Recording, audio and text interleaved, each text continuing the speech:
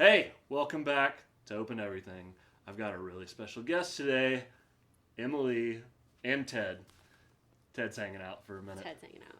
Until he starts barking, and then he's in trouble. Yeah, he's definitely in trouble. Or until I start barking, and then I'm in trouble. I'm curious to see that. Maybe we can get her to do that later on. I haven't seen this chick in, 2-3 years. It's been a while. Yeah. Yeah. Yeah, we were consecutively seeing each other at Sonic Bloom. Yeah. And then we were without a Sonic Bloom this year. But you didn't just move here. I did just move here. Oh, really? Yeah, in March. Oh. Mm-hmm. I thought it was like 2 years ago. I'm always here, so it's honestly just time that I'm like officially living here. Yeah, we know each other from Louisiana. We're both Louisiana transplants, that's right. We are. And yeah, we used to be little festival goers, and 2020 hit us, and I'm sure you too, where we can't go to live music anymore. But during 2020, I started a podcast, started writing a book, and this is why she's here. What have you been doing during 2020? I started an online movement platform. Yeah, you did. Yeah. Tell us about that. Sure. Okay, so it's called InRhythm.life. Yeah. And so it started, it's best to really kind of start from the beginning, obviously, but like really what inspired me to create the platform in the first place. It was a Scorpio full moon back in May. I don't know if y'all are familiar with that time, but it was like mid-May, and it rocked me. It was just so emotionally tumultuous, and it really brought up a lot of like residual trauma throughout my whole life, probably even past lives that had just been unaddressed. And at that time, I was also really starting to unpack my own racist programming, as I'm sure most of us have been due to the murder of George Floyd. So this combination of my own suffering with the suffering of the collective. And as I'm experiencing myself and doing my own unprogramming, I was also practicing a lot of online movement. And the online movement for me was boring and sterile. I'll just say it straight up. And it was pretty whitewashed. There wasn't a lot of culture woven into it, not even the culture of yoga, which comes from India. It is not from the Americas or the West at all.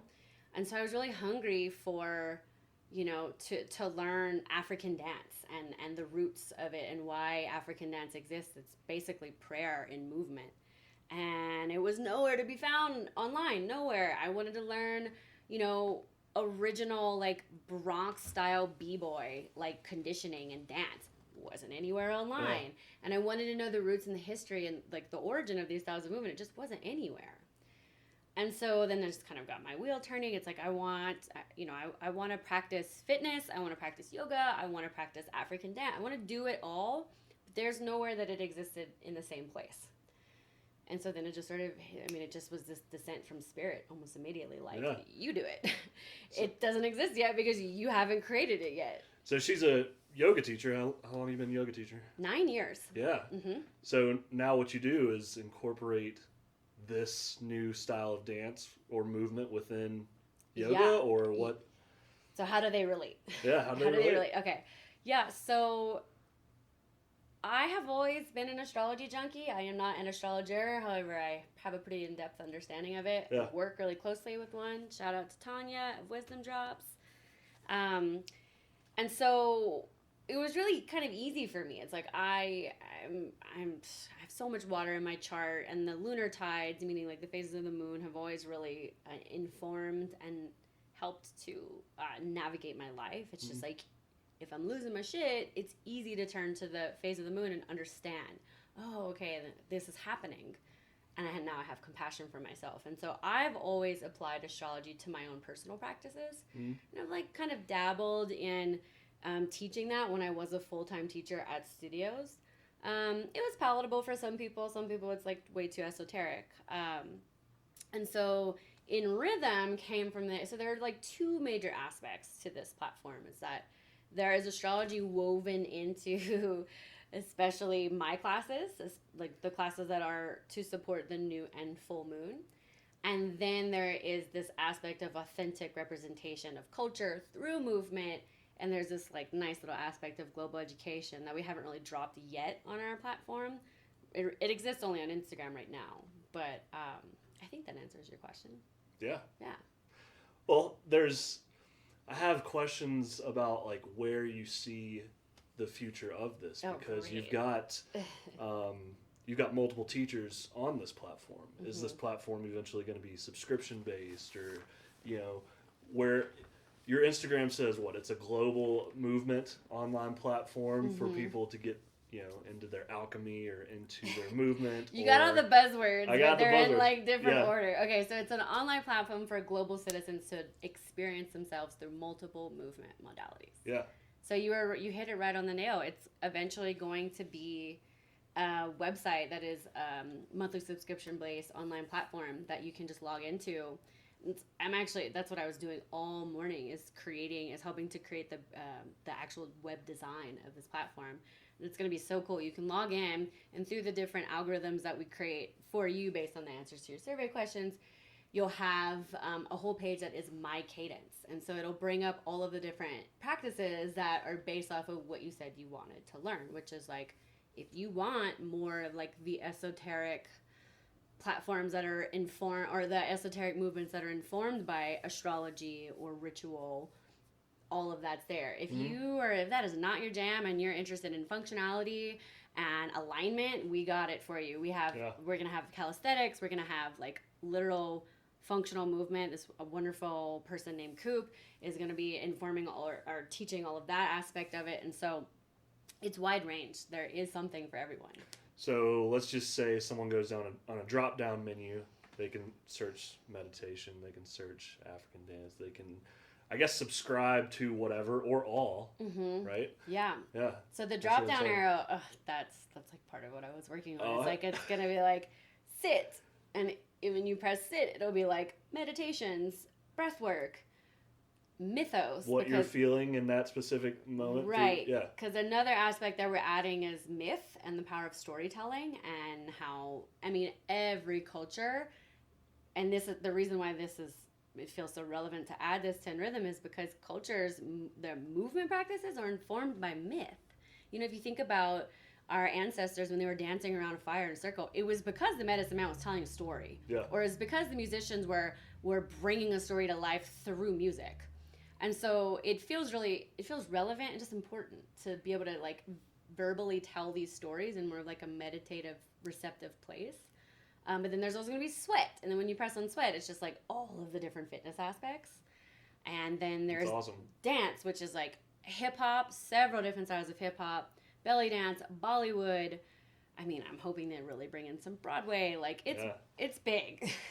Have you guys, you do pranayama stuff through teaching yoga, but do you guys do breath work, or yes, definitely teach some of that? It's cool, yeah, because there's breath work through a couple of different lenses. It's not just the yogis who are offering breath work, because we have a whole martial arts aspect as well, and so Holy cow. I'm really excited about the aspect of cultivating and really enhancing your chi through Tai Chi or Qigong. What's the word? It's your dharma. Yeah. Can people access their dharma through different like their mission, like their soul mission? Yeah, it's like their passion or what they're really excited about. Hopefully. The idea is that, like, and part of what I was getting at earlier is, a lot of these platforms, like, you log in and it's like we're in a pandemic, we're fighting for social justice. The government administration fucking sucks. Hope it's okay that I said that.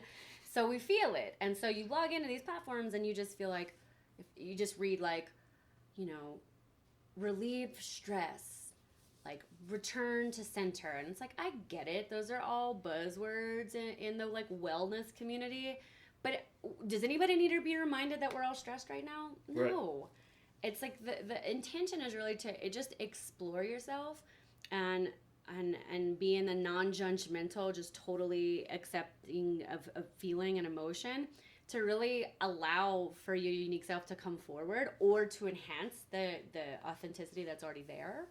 And so, I would hope that part of the intention and part of someone's work with InRhythm can really reveal to them what it is that they're up to in this life. 2020, I feel like we've all experienced this, but it's very self-reflective. Oh, it's the best, worst year of our lives. Yeah. I've had the greatest year, but obviously I'm suffering with everybody through this. Totally. And the reason why I asked you about breath work, I just got into that this year. It's cool. a game changer. Been doing that every day. Yoga and not every day, but like 4 or 5 days a week. It's pretty good. It's amazing. And I feel like if you're not doing that, if you're just kind of suppressing all the feelings that we're all feeling, right? Or you're numbing yourself with drugs and alcohol, or you're watching too much TV, or you're not expanding and growing, then that may catch up to you. So this is a good place to kind of release. Totally. Or just be with it. You know, it's like another thing that I kind of want to say here is that all of that, if you are numbing with drugs or alcohol or you know, television and all that, those aspects, there's nothing wrong with that. We're all doing the best we can. It's just hopefully this platform can kind of bring you to a place of awareness where then you're like, you know, this isn't really like working for me. I want something different. Like the words that I've been saying for what is present is that we're overstimulated and underwhelmed. Yeah. So yeah, well, I asked you this earlier, but we gotta give the listeners, where do you see it in 3 years? Such a good question. Okay, so the website's coming first. I mean, we're already working on it. I have the web designers, the web developers. So that aspect is really the main. Obviously, that's where we're like pushing towards now. Hopefully, that's here. Actually, I'm not gonna say hopefully. It'll be here by summer solstice. But then the next wave, and this really just depends on the state of the world, is InRhythm event style retreats. And so we're thinking like 500 people where we bring all of the teachers on this platform will come and we'll have like extensive, really exquisite movement lineup. That's what I do for events. It's what I help do for Envision Festival down in Costa Rica. That's what I was helping to do at Sonic Bloom. And so it was kind of always inspired by being able to show up to a festival and take, 15 different styles of movement in one day. So we'll create something similar to that, but then a lot of our teachers are also musicians, really amazing musicians. Yeah. So by night, it'll just be the funkiest, grooviest dance party that is really with the intention for elevation and healing and connection. I love a good party, don't get me wrong, but that's not going to be the real goal. Yeah. Undoubtedly, it'll be one, but, there's just a little, like, extra sprinkle. So then, that being said, InRhythm Records is like the next wave of this after we get the events kind of rolling off, is that we want a label that records medicine music.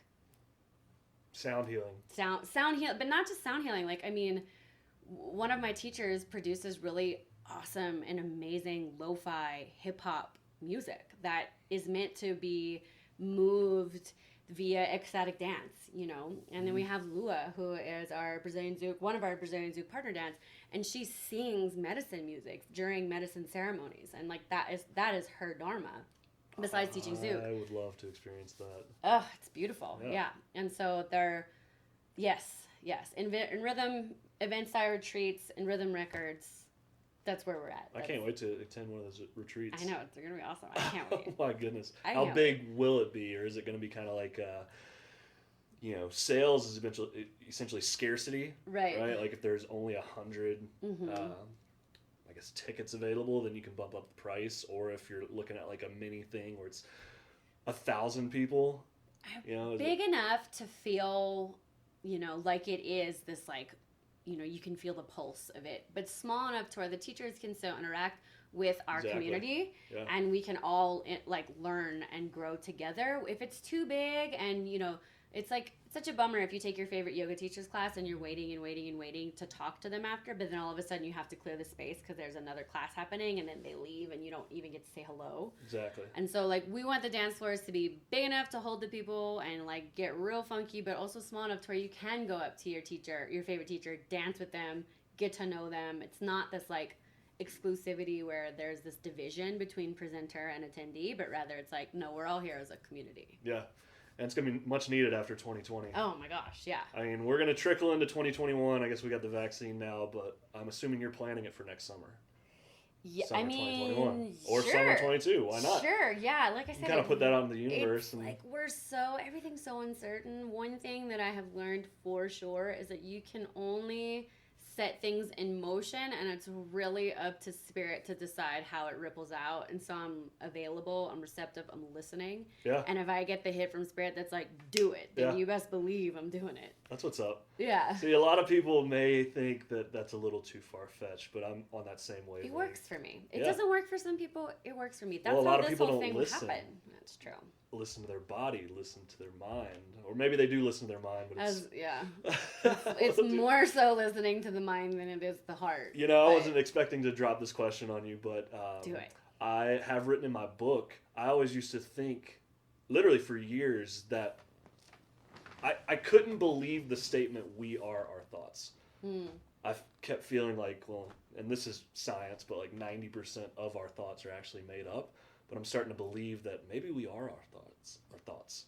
You know, it's, if you want to manifest greatness, or if you want to be receptive and open and all these curious about life, then maybe those are your thoughts. And if you're beating yourself up, which, look, we've all been totally our biggest critic, we've all been deep down in the dirts of like heartbreak or whatever it may be, self-pity, but at that time we were those thoughts.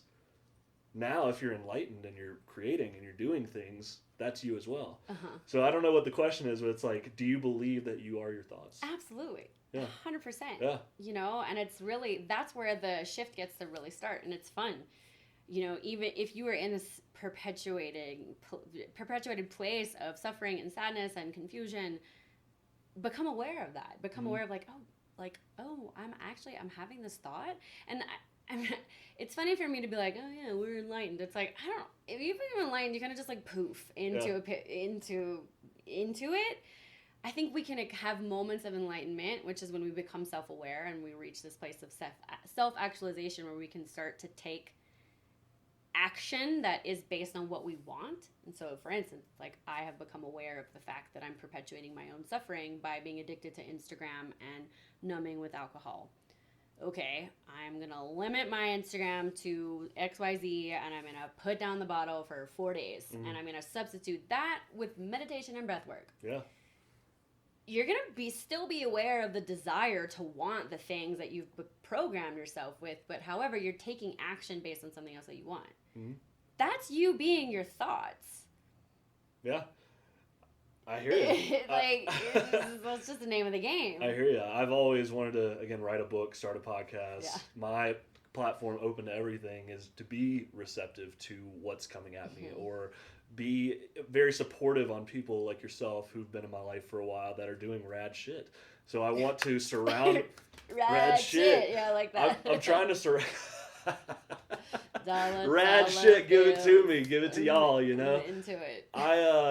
But I started realizing, whoa, I'm surrounded by really awesome people, and the more I get out of myself and out of, I call it subconscious reprogramming, but the subconscious reprogramming, whether our parents told us this, and this is how it's supposed to be, or society, Instagram tells us how it's supposed to be, we're feeding in something that essentially may not be good for you.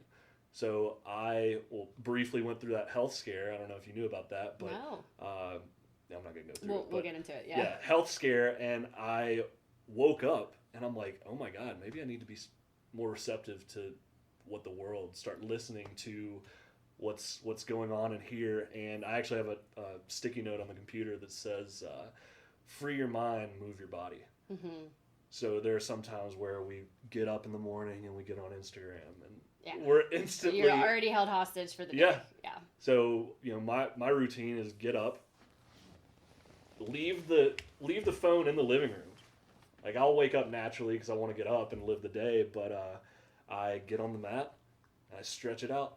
Great. Open everything up, release all the toxins, and it's crazy what that does just to, start your day. So subconscious reprogramming, like, start training yourself to move. Like going back to InRhythm. It's going to be a great platform for you to, if you do get on Instagram, maybe you'll be able to learn a little something through that. That's really it's so fun. I feel like I'm kind of like sticking it to the man by putting these sort of like practices and ideas on Instagram, because it's such a place. I mean, there's a reason why people's jobs are called influencers, because they influence you. They hold your sense of your who you are hostage, and all of a sudden we're in this state of like comparison and judgment and like confusion, because who we are gets lost through the feed, because then you're just being so manipulated. Well, and super judgmental of yourself. And maybe other people, like, oh, I wish I had her body. Well, you judge people based on the judgment you have for yourself. Isn't that wild? Yeah. I think a lot of people don't even realize that that's happening. It's just like and it's going to come out at a really bad time. Oh gosh. And Yeah. I think we've all been there. Again, Totally. Zero judgment. It's a And I hard might go one. through it about 5 more times in my life. It's a hard one. Good Lord. Mm-hmm. Yeah. I got into an argument with, I wasn't even trying to troll, but You were an Instagram troll, Eric. I don't do that. I swear. This is a very rare story, but she was an influencer, and she... I love that you put influencer in quotes. She influences people. She has 230,000 followers. She's an influencer. But her book, I feel like I shouldn't be calling her out like this, but okay. it's People called, see, I'm already trying to unprogram it from my brain because it was so bad. But it says, "You are not enough, and that's okay. Getting out of the toxic war or the toxic industry of self-love."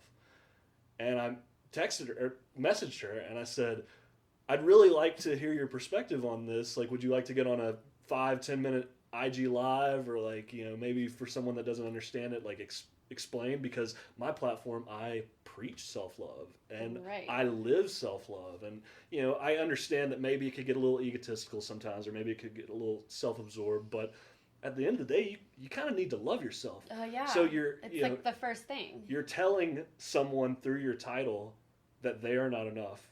What if someone wants to believe that they are, but just because they read your title, they're drawn in? So anyway, all she responded, she was like, "You should read the book," smiley face.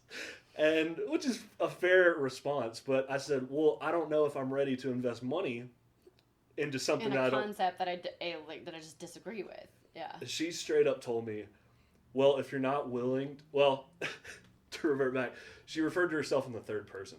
Oh. She said, "Why would you ever ask an author a question that they wrote an entire book on?" Which is valid, that's fine. But then she was like, "If you're not willing to expand your mind to other people's beliefs, then you'll never grow." That was the response. And it fucked me up for like a few hours, because I sat there and thought about my response, because I wanted it to be like, wait, A, why are you responding to yourself in the third person? Like, I'm asking you. B, I'm open to this thing. That's why I'm messaging you. I'm not trying to be an asshole, but it seems like you're not willing to... You're very dismissive on people that don't high-five you for believing that they are not enough. Like, anyway, I was like, you didn't have to be pretentious and judgmental. You don't even know me. So it was within like 5 or 6 texts where we're already in an argument. Right. And I'm like, but I was just so curious, and you just like slammed the door in my face, and now I'm left with this bitter feeling. Does someone who is enlightened, would that be a legit response to someone that they're trying to sell a book to? I don't know where I'm getting at. I just wanted to tell you that story. No, and I think I know where you're getting at, is that how easily influenced we are, and how quickly platforms like Instagram and Facebook and social media in general can really just like hijack you, hijack who you really are, hijack what you really believe, and kind of force this place of contemplation of like what you know your core beliefs and values to be, which is self-love. And I think in some aspects that can actually be healthy, because we should really question ourselves and our beliefs. That's how that's how we take action that is informed by who we are, because we contemplate ourselves.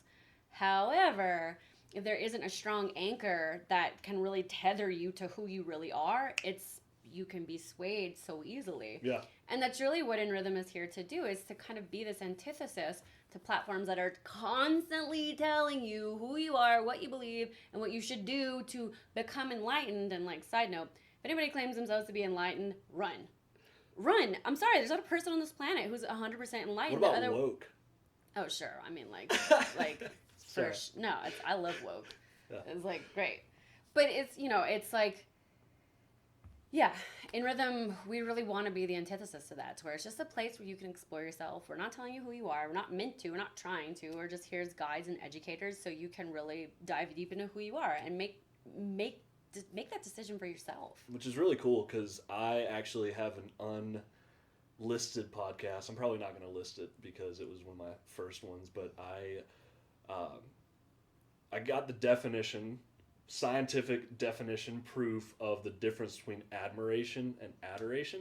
So we whether we admire, Taylor Swift and Justin Bieber, or we adore How'd you know? No, I'm kidding. right? We adore our family, or whatever. So Or the a emotional dog. scientific studies, clinical trials on the difference of these emotions, and obviously we don't want to be persuaded by what we're looking at, but we are, and it's so subconscious. So then it's, who do you put on that pedestal? Who do you admire? So the difference between admiration and adoration. Adoration is someone that you respect and someone that you look up to and want to embody, like you value their values or their The branch ethics. of yoga or, that is called that is bhakti is yoga.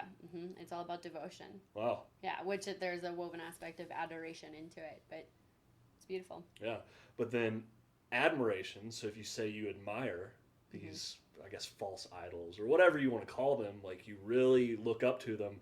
There's also, so the difference between adoration is good positive energy, and the negative connotation behind admiration is you could be stuck with feelings of envy, jealousy, yeah. all this stuff. So I guess, be wary of that. Do you look at this person that you've been following for 10 years or 5 years or 2 months or whatever, and you admire them?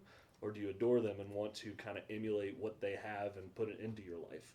And that's kind of heady, right? But it's also an invitation to see what it is about them that you feel like you're without. Because anytime you're triggered by envy or jealousy, it's bringing awareness and lighting up parts of yourself that you feel like you don't necessarily have. And so it's not really even about them. It's like, I actually have this, me and a really good sister of mine have this joke about, like, our book is called As It Turns Out. And it's like, it's a parody and it's not real, but the chapters are like, as it turns out, you hate yourself. As it turns out, it is your parents' fault. And so it's a play on these aspects that it's like, oh fuck, like I'm jealous of this person for this thing, but it's actually has nothing to do with this person. It has everything to do with the part of me that I am continuing to hide and not give a seat at the table because I don't deem it worthy of love. Let's bring it into the light and love it and really take a deeper look at what's there. And then all of a sudden you get on that person's Instagram and now you're like stoked. You're inspired by them. You're excited for them. There's not this comparison aspect. So anytime those things come up, it really is, it's just an invitation to like take a deeper look at yourself. do you feel that someone can break free from that through movement? Totally. That's the idea. Yeah. Move your body, free your mind. I coined that term. Move your body, free your mind. It's like, it's so simple. Yeah. So the most interesting, obviously we all have anxiety. If you're learning to try to break dance, there's no way you're going to have time to be jealous of someone. It's just like, it's so difficult. And you're empowering yourself. Exactly. You're gaining confidence. You're gaining actual awareness. Power. Yeah. It requires so much strength. Or even if you're horrible the first time, you're like, I want to get good at this. This is actually fun. Yeah. And then you start finding a new hobby, or you start getting... And you get to challenge yourself instead of feeling challenged by the world. For sure. Mm-hmm. For sure.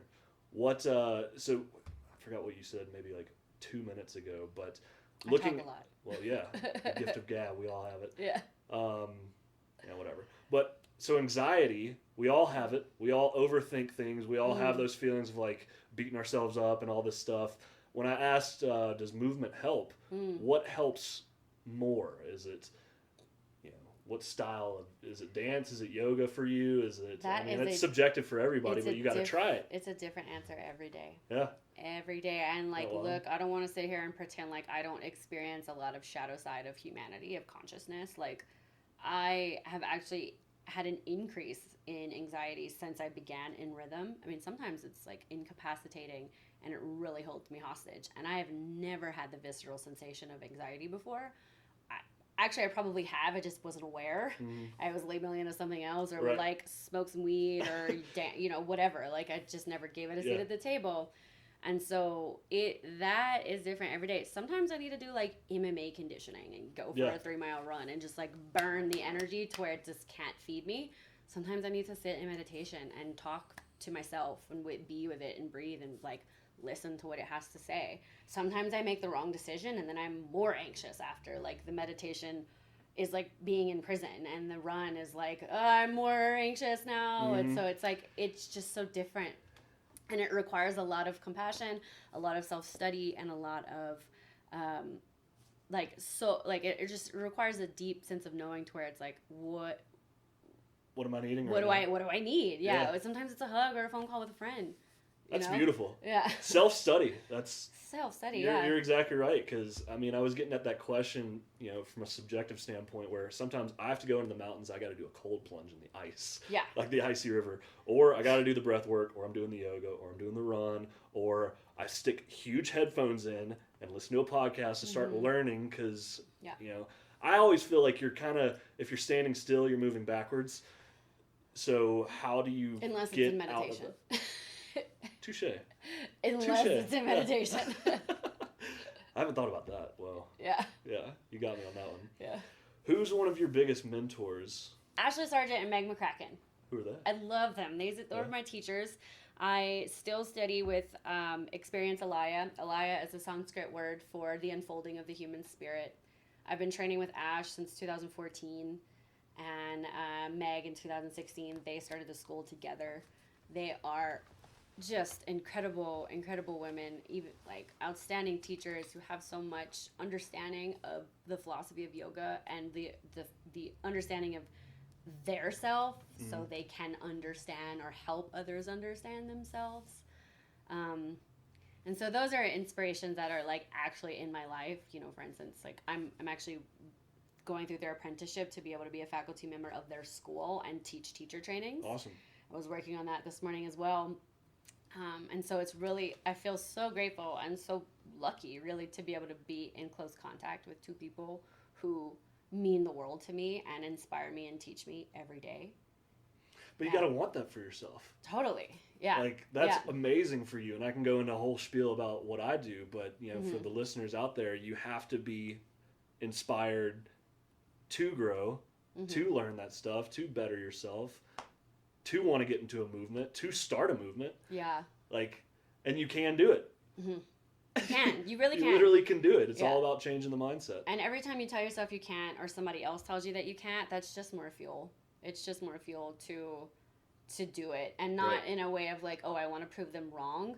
But it's like the practice of alchemy. There's that word. It finally came up. The practice of transmutation of like, I'm turning this into something that I want. Is that what alchemy means? Sure. I'm not sure what alchemy means. I've never. Yeah, I mean, I've heard it. I've probably used it too. But we could go like, so I mean, ancient alchemy in terms of like European, like Illuminati, they worked on turning certain metals into gold, and so it's the aspect of like turning a thing into another thing. But like the more energetic aspect of that is like,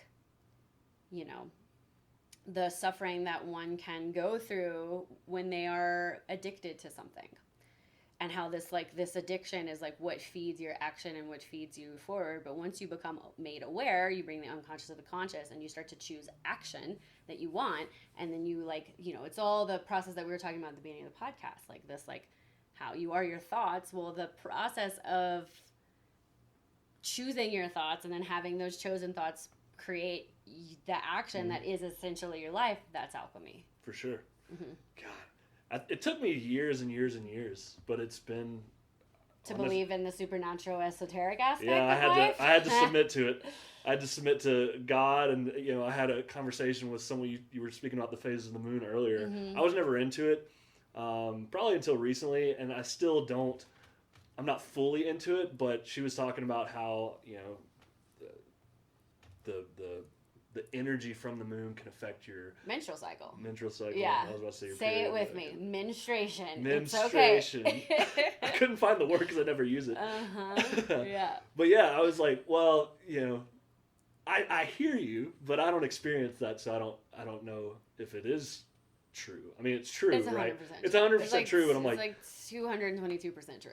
Yeah. That's hilarious. Yeah, and you can have me back on your podcast as a we can talk, and we can do a whole episode on menstruation and the lunar tides. You know Addie, huh? Oh yeah. Yeah, I'm having her on next week. Really? Yeah. Oh my god, great! I was at her house last night. Really? Yeah. Talking about undressing the self. Or, Yeah. Awesome. I mean, I'm gonna cut all this out, but yeah, we're it's like self-help or life coaching with a life coach. Yeah, I just want her perspective on these things. Totally. Yeah. So, let's see. What's one thing that everyone should do on a daily basis? What is one thing that... Drink water. For sure hydrate. Yeah, I preach that all the time. I'm gonna give two answers. One that is like practical, but and then the other is like they're anyway. Drink water, because it is the very life force. Water and breath are the very life force of ourselves and the planet. But also drink water because it's the most ancient wisdom keeper. It literally, the molecules of water hold the stories of every single thing that has ever happened on this planet, and even some would argue in the cosmos as well. And so, like, for instance, I didn't do it today, which I don't know why, but like when I am having conversation or I'm in ritual or in meditation, I always put a glass of water on my altar or on the side of the computer. And then after it's done, I drink the water because it's a way of like really kind of downloading the information viscerally, digestively in my body, not just in my mind. Do you put intention in the water before you drink it? Oh, for sure. That's awesome. Yeah. What's the Japanese guy, Dr.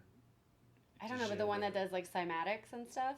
He has all of this spiritual speaking on if you put intention in the water and you're 70% water and you keep hydrating yourself and over and over. I mean, I can't really speak on it, but I'm wondering if you do. The second thing is practice gratitude. Practice gratitude. It's a really, really quick, easy route to what is real and what is true. So gratitudes, I actually write down 3 things that I'm grateful for every day. But for these guys, is it I am grateful for family or this house that I live in or the breath I have, or is it affirmations too, or both? Ooh, I don't know. I like, I kind of love the aspect of, me as the embodiment of gratitude I feel.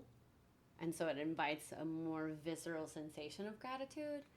Having gratitude makes me feel like it's something that is like fleeting, but if something is embodied within us and it is not going anywhere unless you ask it to leave. So I think, I don't know. I think that's really up to the self. Yeah. Like, if you want to have gratitude. Self-study. You got to... Self-study. There we go. Self-study. Most of my creative ideas, or a lot of the time I write down, instead of a drink of water, I have my journal. So I'm writing down every thought that I need to release or everything that... Do you burn it? No. You can. I have tons of notebooks all over the place. If it's something that you're ready to be done with, burning it on a new moon. Holy cow. I'll start texting you. Hey, it's a new moon. Burn your shit. Yeah. Sounds good. Yeah. Whoa. Because, all right, here's one thing. Again, I never know what we're going to talk about next. This is great. But releasing is, I think, really hard for people. They hold grudges for years, or they're pissed off at someone, and that's hurting yourself, to be honest. Like, you can point the finger and blame someone for you feeling that way, but the more you, I guess, the longer you keep it in, the harder it's going to be to release it. So it gets stored in the body, which is why moving is so healing, because then it's like, who hasn't either wanted to slam their fist into the ground when they're in pigeon pose and then immediately gets bombarded with so many tears and you have no idea where it came from. You don't get it. Yoga teacher's like, are you okay? And you're like, yeah, I am, but like I'm not, but it's fine. That is emotion being made into energy in motion that you then can release. Wild. I had my first experience in pigeon pose. It was restorative. Everybody has one. Yeah. 5 minutes on each side. I mean, you're kind of dead opening your hip back up, but like during Shavasana, I think like 8 or 9 tears came out. But I'm so happy. Yeah. I'm so 8 or 9 tears. And it's maybe 10, maybe 11. But they just started flowing out while I'm happy, and I had no idea. It was like a blissful cry. I wasn't even appreciative or whatever happy emotion. You were just so present with the experience. Yeah. It was wild. That's beautiful. And that's kind of the end game when it comes to yoga, sincerely. It's like being in that space of, I call it ananda, just this place of like pure bliss that you're so in it, you don't even know that you are. You're just immersed in it, and then it is until after you're like, what was that? Yeah. What was that? I felt everything and nothing at the same time. You're going to be my therapist for this one question, but going back to releasing, I mean, it's been hard for me to sometimes release past loves, or I get caught up in frustration as to why am I here? Why did that guy fire me 4 years ago to leave me? But everything works out. Everything is actually perfect. if you As really it wanna turns believe out, it's actually perfect. But my therapist question to you is, how does one accept what is, and if they want to release it, how do they let it go? How does one accept what is? And if they want to release it, how do you let it go? It's back to self-study. Mm-hmm. It really is. I mean, like, again, any teacher who is going to tell you how to do those things for yourself, I say run. It's really like, it's not really up to the teacher to say, okay, now release it in this exact way. We can give suggestions, you know, like for grief or for heartbreak, or for, you know, feeling the heartache of the world. Like, I can give suggestions, and I think a lot of teachers would agree, but it's really, how do you accept what is? You can start by asking yourself, well, what is? What is actually true? And a lot of times I find that what we're trying so hard to accept, if it's a stored emotion in our bodies, it's not actually true. It's a story we've been telling ourselves. So when you ask yourself, well, what is, then you get to understand that, like, wait a minute, I don't need to accept it because it's not even true. It's just I made that up. That's going back to 90% of our thoughts are made up. Totally. One of those sticky notes again says, "Is this thought fact or opinion?" Yeah. Oh gosh, that's loaded. It's loaded. People do not know the difference between, like, advice or opinion. Yeah. And are just so quick to, like, give it. Especially when you start a podcast or a business that is, you know, open and available to the public. I have one that I'm going to drop soon, probably before this one, but it's it's titled Naysayers, but you got naysayers and complainers and haters and, you know, dismissers and all that. I just start talking about, are you surrounded by these people? Is your news feed full of some bullshit that you get on that bandwagon, then you're full of bullshit and you have no idea. Totally. Yeah.